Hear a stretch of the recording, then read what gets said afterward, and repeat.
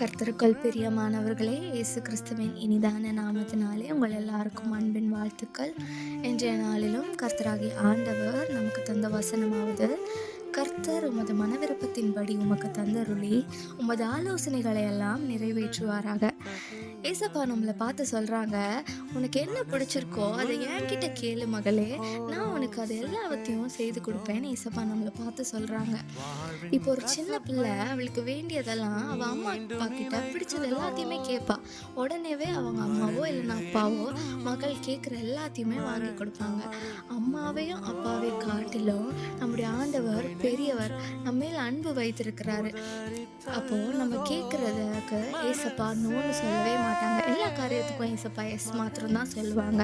அதனால உங்களுக்குரிய காரியங்கள் என்னென்ன வேணுமோ ஏசப்பா கிட்ட அன்போடையும் துதியோடையும் நீங்க கேட்கும்போது கர்த்தர் உங்களுடைய எல்லா காரியங்களையும் வாய்க்க செய்வாரு. உங்களுடைய மன விருப்பத்தின்படி உங்களுக்கு என்ன வேணுமோ அதை ஏசப்பா கட்டளையிடுவாங்க.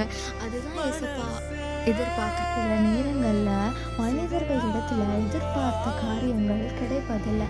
இப்போ எக்ஸாம்பிளுக்கு சொல்லணும்னா, இப்போ ஒரு மனிதன் இருக்கிறான்னா அவன் கடன் வேணும்னு சொல்லி ஒரு மனிதனை எதிர்நோக்கி போகும்போது அவங்கக்கிட்ட கேட்கும்போது அது அவங்களுக்கு கிடைக்கலன்னா அது அவங்களுக்கு எவ்வளவு கஷ்டமாக இருக்கும். நீங்கள் மனிதர்கள் இடத்துல கேட்குற காரியங்களை கர்த்தர் இடத்துல கேளுங்க.